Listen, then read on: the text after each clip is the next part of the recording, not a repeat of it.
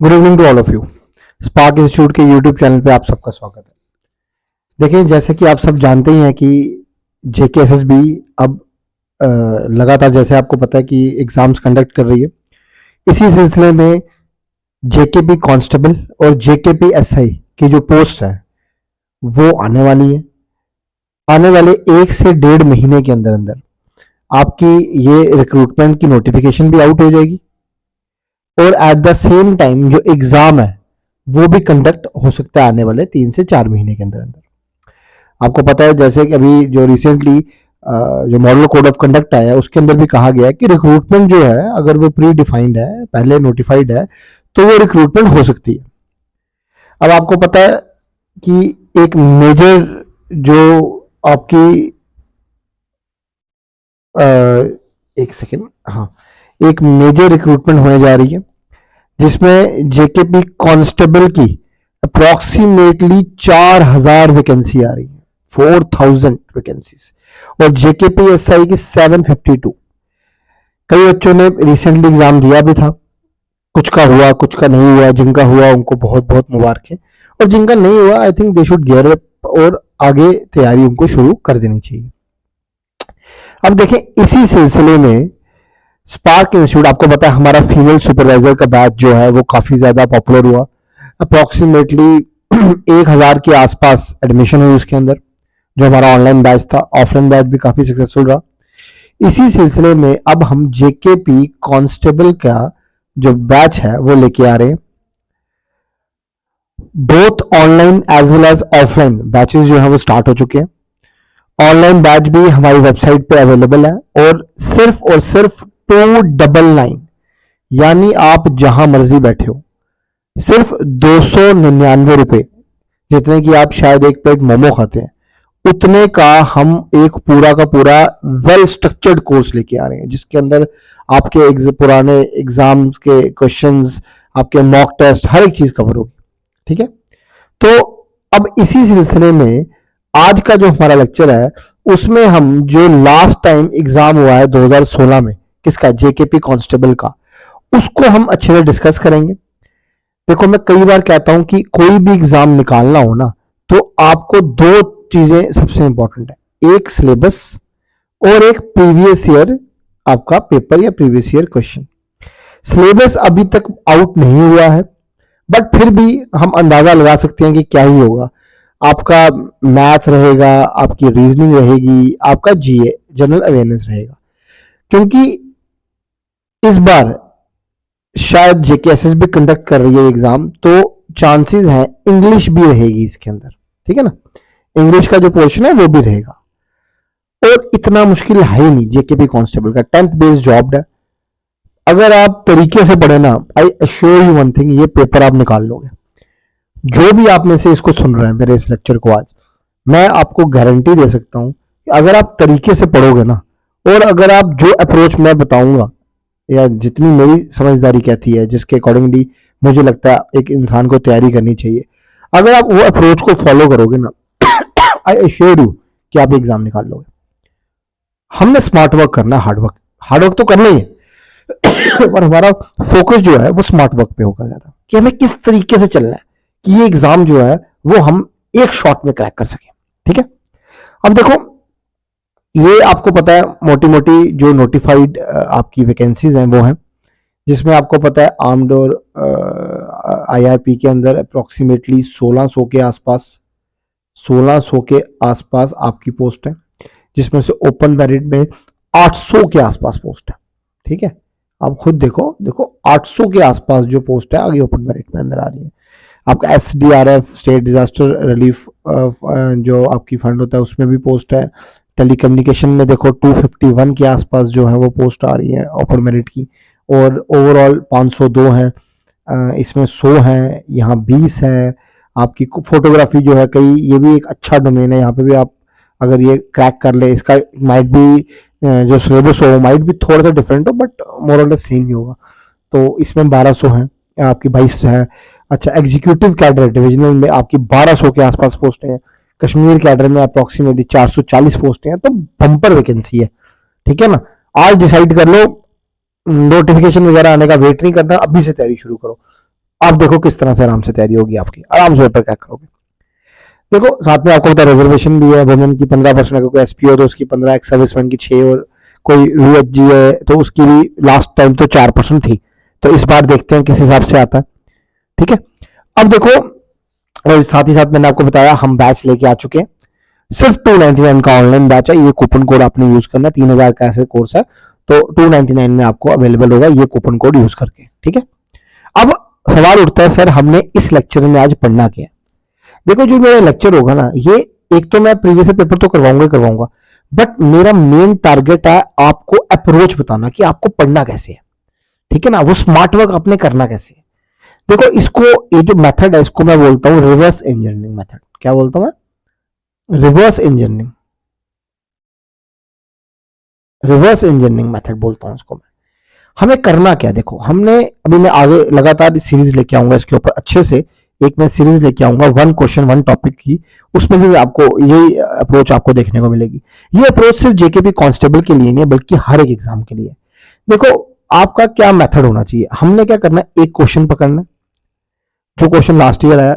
अब देखो इससे हमने क्या पता, हमें आइडेंटिफाई करना है कि भाई ये जो पोर्शन है, जैसे सपोज करते हैं एक क्वेश्चन आया हुआ है वो है प्रियम्बल के ऊपर, तो यानी कि हमें पता चल गया कि जो प्रेम्बल टॉपिक है ये भाई इंपॉर्टेंट टॉपिक है। अब हमने क्वेश्चन को देख के हमारा मॉडस ऑपरेंडी क्या होना चाहिए कि प्रेम्बल का पूरा टॉपिक घोल के पी जाओ। ठीक है ना, इस तरीके से पढ़ना है हमने। फिर अगला क्वेश्चन हमने देखा कि भाई क्वेश्चन आया हुआ है नाइल नदी के बारे में पूछा। अब हमने ये नहीं देखना क्वेश्चन क्या है क्या नहीं है, हमने देखना भाई नाइल नदी के बारे में पूछा है, यानी हमने वर्ल्ड की मेजर जितनी रिवर्स हैं उनको याद कर लेना। इन्हीं में से क्वेश्चन आएगा ना। अगर एक बार नाइल आया तो अगली बार माइट भी अमेजोन है, एक बार प्रियम्बल आया तो यानी अगली बार क्या पता आपका डीपीएसपी आ जाए, फंडामेंटल राइट्स आ जाए। हमने देखा एक क्वेश्चन आया हुआ है क्विट इंडिया मूवमेंट पे, हमने उसी वक्त सारी की सारी जो मूवमेंट्स हैं उनको हमने याद कर लेना कि भाई इन मूवमेंट्स में हमने क्या पढ़ना है। देखो अगर हम इस अप्रोच के साथ चलेंगे, पहले क्वेश्चन पकड़ना है, उस क्वेश्चन को सॉल्व करना है और उसके अकॉर्डिंगली फिर हमने टॉपिक को आइडेंटिफाई करके उसको घोल के पी जाना है। इस तरीके से जब हम पढ़ेंगे ना, आप देखना एक तो आपकी तैयारी बढ़िया होगी, और उसके बाद जब आप एग्जाम कोई भी क्वेश्चन क्रैक करोगे ना, कोई पेपर क्रैक करने की कोशिश करोगे, आपके धड़ाधड़ क्वेश्चन निकलेंगे। क्योंकि आप देखोगे यार मैंने नाइल नदी पढ़ी थी तो मैंने सारी नदियां याद कर ली थी, तो इस बार नाइल नदी तो दूसरी नदी पूछ ली इन्होंने। ठीक है ना, तो ये अप्रोच आपकी जब होगी ना, आप देखो आपको आपको अपने आप अंदर दिखेगा कि भाई मेरी तैयारी जो है वो बढ़िया तरीके से चल रही है। ठीक है, अब इसी सिलसिले में हम आज का जो लेक्चर है वो हम स्टार्ट करते हैं, ताकि आपको थोड़ा आइडिया बन पाए हमें किस तरीके से पढ़ना है। ठीक है, अब देखो लास्ट ईयर या 2016 में जब ये एग्जाम हुआ, उसमें देखो हम जीएससी इसके अंदर पूरी तरह डील करेंगे। मैथ की अलग आएंगी वीडियोस, इंग्लिश की अलग आएंगी, आपकी रीजनिंग की अलग आएंगी। ठीक है, तो मैं जीएससी कवर करूंगा और जो मेजर पोर्शन है इसका। अब देखो लास्ट टाइम क्या आया क्वेश्चन, लास्ट टाइम क्वेश्चन आया कि भाई बताओ भारत में मिनिमम वोटिंग एज एक शख्स की कितनी है। ठीक है, क्या भारत के अंदर मिनिमम वोटिंग एज कितनी है। अब देखो ये एक ऐसा क्वेश्चन है जिसमें आपको कुछ पढ़ने की जरूरत नहीं है, ये बस आपको पता है ना, क्योंकि आप वोट डालते हो। अब यहां पे आपने क्या देखना है कि भाई आपको कंफ्यूजन कैसे हो सकती है। अगर आप सपोज करते हैं आपको कोई आइडिया नहीं है दुनिया में क्या चल रहा है और ये क्वेश्चन आपके सामने आ गया, आपने नॉर्मल लाइफ से इसको डील करना है, इसको रिलेट करना है। आपको पता है भाई 16 साल में तो कोई वोट डलता नहीं है, ना आपने सुना होगा कभी, ना ही 24 में। आपको कंफ्यूजन हो जाएगी 21 में और 18 में, यार 21 है कि 18 है, क्या था क्या नहीं था। अब देखो जब आपने दो आंसर एलिमिनेट कर दिए, पहले 25% चांस था कि आप एक क्वेश्चन को ठीक करोगे, अब वो चांस बढ़ गया, कितना हो गया है 50%। इसको बोलते हैं एलिमिनेशन मेथड, कि आपने पहले तो उनको आंसर्स को एलिमिनेट ही कर देना है जो आपको गारंटीड है ये तो हो ही नहीं सकता। फिर आपके पास जो ऑप्शन बचेगा, अब इसमें से या तो आप मारोगे तुक्का या आप एक बड़ा अच्छा सा एजुकेटेड गैस मारोगे। तो आप सबको पता है कि वोटिंग एज जो है वो कितनी है, 18। सबको सुनने में आता है कि हाँ 18 साल का हो गया अब मैं वोट डालूंगा। तो अगर ये क्वेश्चन आया तो इसमें आपने क्या मार्क करना है, 18 साल। अब इसमें से और क्या क्वेश्चन निकल सकता है, अगर ये आया है तो यहां पे क्या क्वेश्चन निकल सकता है कि भाई वोटिंग एज देखो, पहले भारत की वोटिंग एज 21 थी, 21 से कितनी हुई है, 18 हुई है। अब एक बात ध्यान में रखना कि हमारा होता है एक संविधान। संविधान क्या है, सरल भाषा में बात करेंगे कि एक 5th क्लास का बच्चा भी समझे। संविधान क्या है, ये एक किस्म की किताब है, जिस किताब के दायरे में रह के आपका जो देश है वो गवर्न होता है। इसी किताब में हर एक चीज लिखी होती है कि आपका जो देश है वो किस तरीके से या किन पैरामीटर्स पे चलेगा। क्या वो संवैधानिक रहे, क्या वो डेमोक्रेटिक या लोकतांत्रिक रहेगा या नहीं रहेगा, क्या वो गणतंत्र यानी रिपब्लिक है, रहेगा कि नहीं रहेगा, क्या वो प्राइम मिनिस्टर की पावर्स क्या होंगी क्या नहीं होंगी, लोकसभा क्या चीज है, उसकी पावर्स क्या है क्या नहीं, ये हर एक चीज कहाँ लिखी होती है, आपके संविधान के अंदर लिखी होती है। ठीक है, देखो मैं इस सीरीज को इस तरह से लेके आ रहा हूं कि एक 5th क्लास का बच्चा भी समझ सके। तो अगर आप में से कोई ने सब कुछ ये पढ़ा हुआ है तो माइट भी आपको लग रहा होगा क्या पढ़ा रहा हूं मैं, बट आपने मेरी अप्रोच को अंडरस्टैंड करना है कि भाई बिल्कुल जीरो आप, मैं ये कंसिडर करके चल रहा हूं और मैंने बस आपके खाली घड़े को भरना है। ठीक है ना, तो अब देखो संविधान तो मैंने आपको बताया क्या। अब देखो संविधान में अगर कोई भी चेंज लाना हो ना, किसी भी तरह का, कोई ए का बी करना है या बी का सी करना है तो अपनी मर्जी से नहीं करते, आप एक प्रोसेस से गुजरते हो, उस प्रोसेस को क्या बोलते हैं, अमेंडमेंट प्रोसेस। क्या बोलते हैं, अमेंडमेंट प्रोसेस। अमेंडमेंट यानी संविधान में चेंज लाना। अब देखो यहां मैंने क्या बताया, आपने 21 से कितनी एज की, 18। ठीक है, ये कब हुआ था, 1988 के आसपास हुआ था। अब अगर संविधान में चेंज लाई तो क्या हुई होगी, अमेंडमेंट। अब अमेंडमेंट क्या कैसे लिखते हैं, पहले लिखते हैं कौन से नंबर की अमेंडमेंट है, फिर लिखते हैं CAA कॉन्स्टिट्यूशनल अमेंडमेंट एक्ट, और फिर हम लिखते हैं कौन से ईयर में वो अमेंडमेंट हुई है। अब यहां पे 21 से हमने 18 साल चेंज की तो क्या हुई होगी, अमेंडमेंट हुई होगी। कौन से नंबर की अमेंडमेंट है ये भी याद रखना है, 61 नंबर की अमेंडमेंट है। कौन से ईयर में हुई थी, 1988।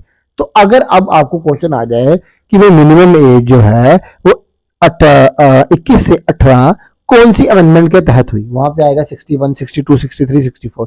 तो आंसर क्या होगा, 61st अमेंडमेंट 1988। आई होप इतना क्लियर है। चलो आगे चलते हैं, अब आपको समझ आ रहा है किस तरीके से हमने पढ़ना है। देखो नेक्स्ट क्वेश्चन क्या है, which of the following words are does not figure in the preamble. अब देखो क्या है ये क्वेश्चन, ये क्वेश्चन कहता है, पहले तो अब देखो प्रियम्बल क्या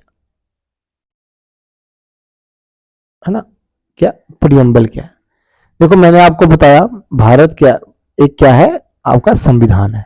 संविधान क्या है, एक किताब जिस किताब के दायरे में रह के आपका देश जो है वो गवर्न होता है, उस किताब को हम क्या बोलते हैं, भारत का संविधान। अब जो हमारा संविधान है ना, अब हर किताब की क्या होती है, इंट्रोडक्शन होती है ना, स्टार्टिंग का पेज होता है जहां पे एक क्रक्स लिखा होता है पूरी किताब का, एक किस्म की इंट्रोडक्शन होती है, एक किस्म का एक आइडेंटिटी कार्ड होता है या समरी होती है किस्म की हर एक बुक की। वैसे हमारे संविधान का जो इंट्रोडक्शन है या जो समरी है, जो पहला पन्ना है, उसको हम क्या बोलते हैं, प्रियम्बल।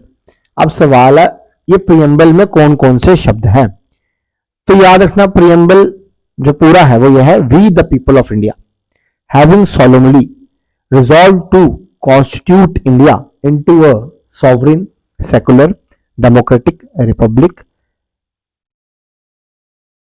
हेलो, हाँ ठीक है, तो क्या बोल रहा था मैं, हम प्रेमबल की बात कर रहे थे कि नॉर्मल हमारा प्रेमबल क्या है, वहां पे लिखा हुआ था that we the people of India having solemnly resolved to constitute India into a sovereign, secular, socialist, democratic republic and to provide its citizen equality, justice, fraternity, ठीक है, एंड लिबर्टी।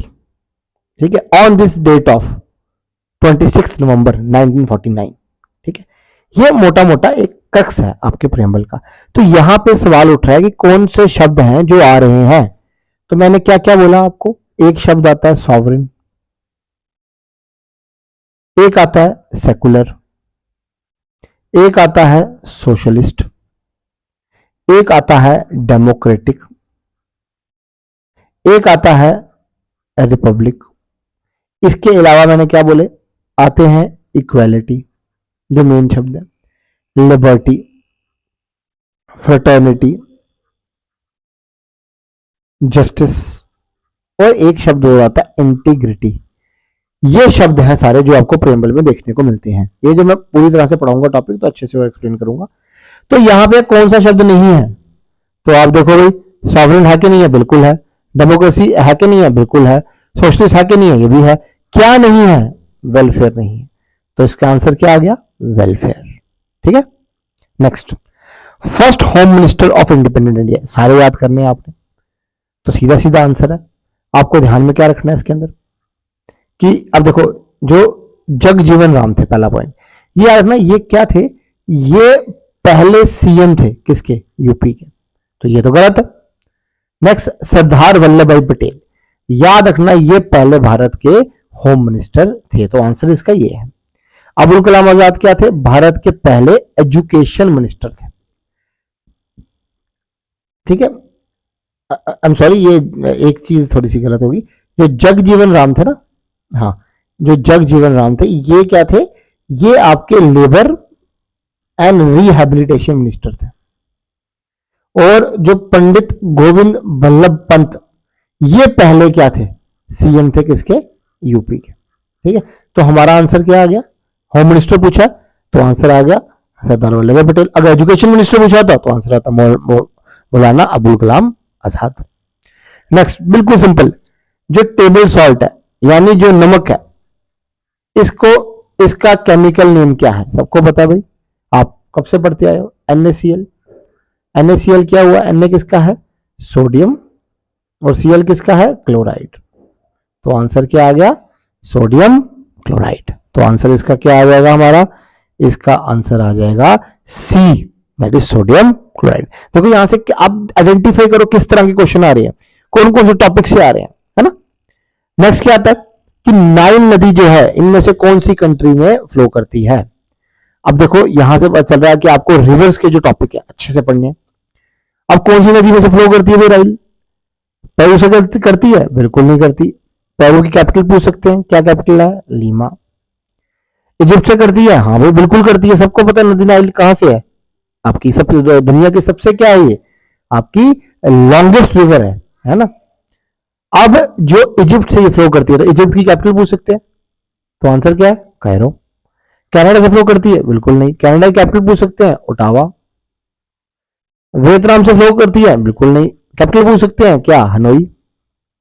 ये सब ध्यान में रखना है आपने, है ना। आई होप इतना क्लियर है। Next, which who is the chief justice of supreme court. देखो अब ये क्या आ रहा है, कंटेम्प्रेरी आपको पूछ रहे हैं इंपॉर्टेंट पोस्ट, कौन सी पोस्ट पे कौन बैठा है। सुप्रीम कोर्ट का पूछ सकते हैं, सीजीआई का पूछ सकते हैं, और भी कई पूछ सकते हैं। तो ये उस टाइम का क्वेश्चन है, तो इसलिए हम इसको अकॉर्डिंगली अटेम्प्ट नहीं करेंगे। हम देखेंगे आज कौन है। तो आज कौन है?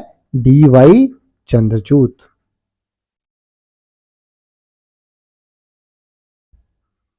ठीक है ना। तो एट प्रेजेंट कौन है? DY Chandrachud. Next, which British officer was responsible for Jallianwala Bagh. आपको पता है जलियांवाला बाग हत्याकांड हुआ था, एक बहुत बड़ा मैसेकर माना जाता है इसको। कब हुआ था? 13 अप्रैल 1919। ठीक है ना। किसने किया था? अच्छी तरह सबको पता है, एक ही नाम जो आपने बचपन में सुना है, कौन सा?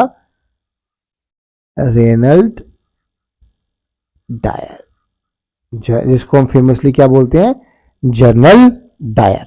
ठीक है। नेक्स्ट, अब तो मतलब हिस्ट्री के क्वेश्चन इंपॉर्टेंट है, मेन इवेंट्स इंपॉर्टेंट है। नेक्स्ट, भजन सुपोरी कौन है भाई? ये बंदे ये उस टाइम पे न्यूज में थे, और ये एक फेमस कौन है? ये एक फेमस संतूर वाहक है। ठीक है, संतूर होता है उसको बजाते हैं ये। तो यहां से हमें क्या पता चल रहा है कि भाई क्वेश्चन आ रहे हैं क्या? इंपॉर्टेंट पर्सनैलिटीज, कोई एक किसी शख्स का नाम अगर न्यूज में चल रहा है तो पूछ सकते हैं भाई वो किस चीज से रिलेटेड है। कल को नीरज चोपड़ा पूछ सकते हैं, तो आपको पता है जैवलिन थ्रो से रिलेटेड है ना, वैसा ही है। नेक्स्ट क्या क्वेश्चन है? फ्रंटियर गांधी, बताओ भाई फ्रंटियर गांधी किसको कहा जाता है?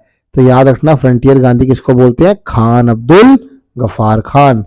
ये कहां से थे? अफगानिस्तान वाले या नॉर्थ वेस्ट फ्रंटियर प्रोविंस जो एरिया है आपका पाकिस्तान वाला, अभी वहां से, ये वहां के पठान थे। ये भी ध्यान में रखना है, ये भारत के पहले नॉन इंडियन है जिनको क्या मिला, भारत रत्न मिला था। क्या मिला था? पहले नॉन इंडियन जिनको भारत रत्न मिला था। सेकंड नॉन इंडियन कौन थे जिनको भारत रत्न मिला? That was Nelson Mandela. और ध्यान रखना, इनको बोलते हैं फ्रंटियर गांधी और इनको बोलते हैं Gandhi of south Africa.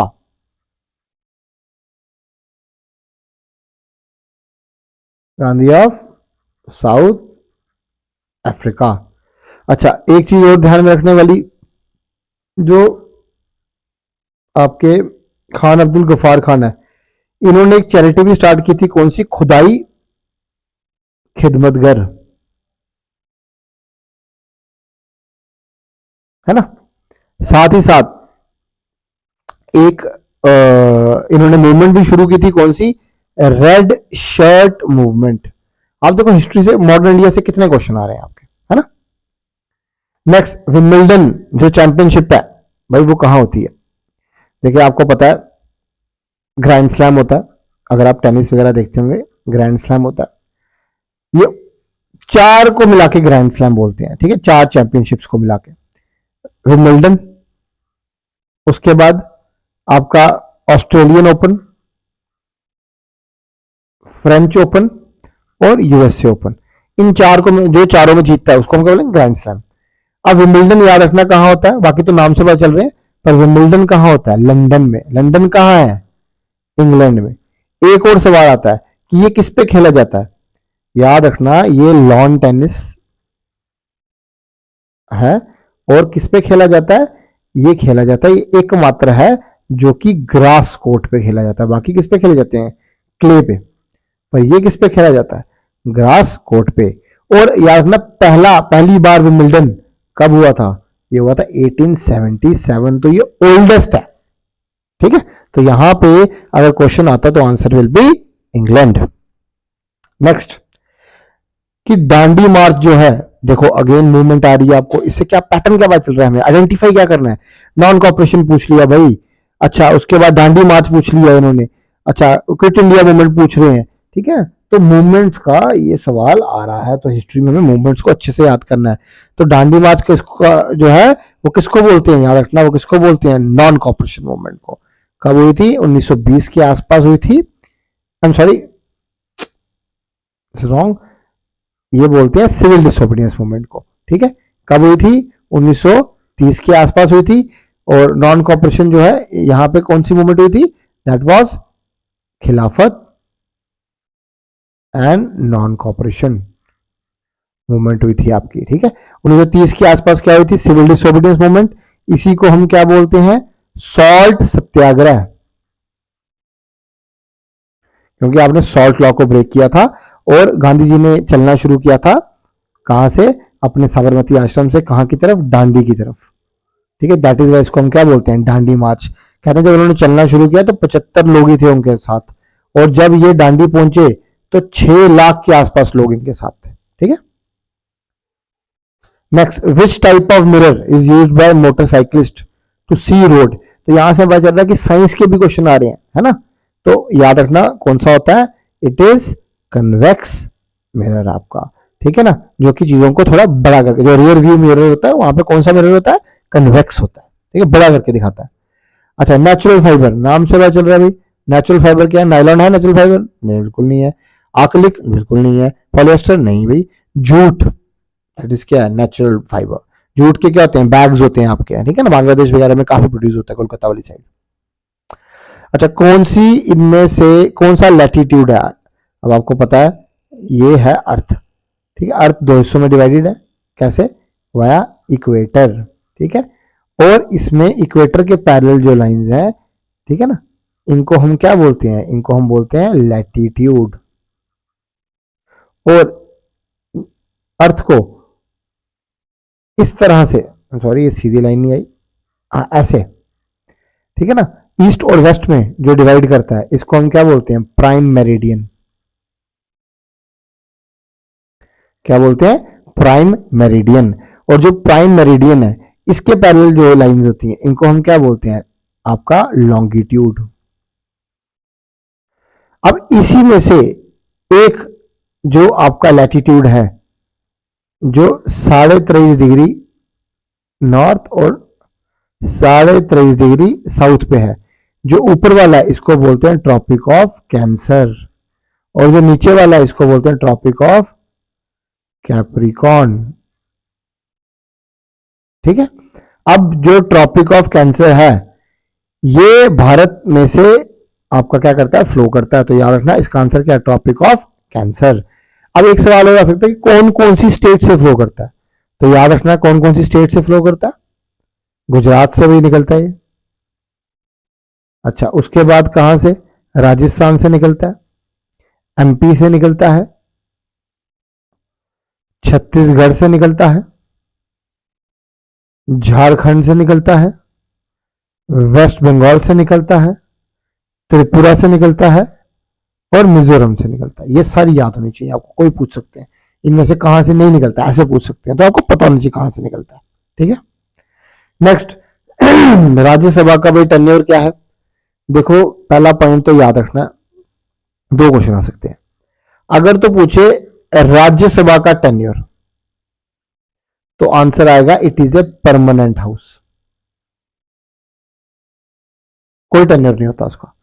But अगर पूछे राज्यसभा के मेंबर का टेन्योर, तो आंसर क्या आएगा, 6 साल, क्योंकि आपको पता है हर 2 साल बाद 1/3 मेंबर आपके क्या होते हैं, रिटायर होते हैं। तो एक मेंबर जो है वो कितने साल का, कितने साल स्पेंड करेगा, 6 साल। नेक्स्ट, मलेशिया की कैपिटल, भाई बिल्कुल नेबरिंग स्टेट तो सारी याद करनी है आपने, तो आपको अच्छी तरह पता है मलेशिया की कैपिटल क्या है, कोलालंपुर। बैंकॉक इसकी है, थाईलैंड की। अबू धाबी यूएई की। दोहा किसकी कैपिटल है, कतर की। नेक्स्ट, अर्थक्वेक किससे होता है भाई, देखो सीधी सीधी बात, अर्थक्वेक क्या होता है, जमीन में एक किस्म से आपको पता है जो सेस्मिक मूवमेंट होती है, हिलती है जमीन, उसको हम बोलते हैं अर्थक्वेक। अब डिन्यूडेशन क्या हुआ, डिन्यूडेशन होता है इरोजन। क्या इरोजन से होता है, मतलब हवा चल रही है, पत्थर को इरोड कर रही है, पानी आ रहा है, पत्थर को इरोड कर रहा है, उससे कभी अर्थक्वेक आएगा, नहीं आएगा ना, नहीं। अर्थ रोटेट कर रही है, क्या रोटेशन से आएगा अर्थक्वेक, खुद सोचो। अर्थ अपनी एक्सिस पे रोटेट कर रही है, रोटेट करने से क्या अर्थक्वेक आ जाएगा, बिल्कुल नहीं। टेक्टोनिक प्लेट्स, जिस जमीन पे आप हो वो जमीन मूव करती है, वो प्लेट्स मूव करती हैं, तो ही तो आता ना आपका अर्थक्वेक। तो आंसर क्या आएगा, मूवमेंट ऑफ टेक्टोनिक प्लेट, नहीं रेवोल्यूशन। अच्छा, सारे जहां से अच्छा भाई किसने लिखा हुआ है, तो भाई किसने लिखा है, आप सबको पता है, ये लिखा है इकबाल ने। किसने, मोहम्मद इकबाल ने। ये उर्दू में लिखा गया था ओरिजिनली, आपको पता है उर्दू की पोइम है। कब लिखा गया था, 1904 में लिखा गया था। किस बुक का या किस जर्नल में पहली बार छपा था ये, याद रखना, इतिहाद जर्नल थी जिसमें ये छपा था आपका। ठीक है। और जो इसकी ट्यून है, करंट ट्यून जो है कि हम जिस तरह से गाते हैं, सारे जहां से अच्छा, ठीक है ना, हिंदुस्तान हमारा, ये जो ट्यून है, ये ट्यून किसने दी है, ये दी है डॉक्टर पंडित रविशंकर। ठीक है, किसने दी है, पंडित रविशंकर ने दी है। ठीक है। अच्छा, नेक्स्ट सेम क्वेश्चन आ गया। क्विट इंडिया मूवमेंट भाई कब लॉन्च हुई थी, 1942। जब आप हिस्ट्री पढ़ेंगे मेरे से बढ़िया तरीके से आपको आ जाएंगे आंसर। नेक्स्ट, आजाद हिंद फौज जो है वो इनमें से किससे एसोसिएटेड है, तो इट इज सुभाष चंद्र बोस। ठीक है ना, आपको पता है आजाद हिंद फौज उन्होंने ही क्या की थी, बनाई थी। अब देखिए बाकी जो क्वेश्चन है हम आगे लेक्चर जो होगा नेक्स्ट हमारा हम उसमें करेंगे। आई होप कि आपको जो ये लेक्चर है ये आपको पसंद आया, आपको फायदा हुआ इसका। हमारा जो कोर्स है वो भी लाइव हो चुका है, आप चाहें तो उस कोर्स को भी आप खरीद सकते हैं।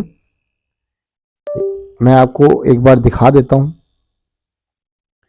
अगर आप देखेंगे कि हमारा स्पार्क इंस्टीट्यूट की जो वेबसाइट है आप टाइप करें, आई एम सॉरी मेरा इंटरनेट कनेक्टेड नहीं है, सो नेक्स्ट में मैं आपको अच्छे से एक्सप्लेन कर दूंगा, ठीक है। तो आप चाहें तो हमारी वेबसाइट जो है वहां पे जा सकते हैं, तो वहां पे आपको ये देखने को मिल जाएगा पूरा का पूरा कोर्स, ठीक है। So thank you, I hope ये लेक्चर आपके लिए प्रोडक्टिव रहा।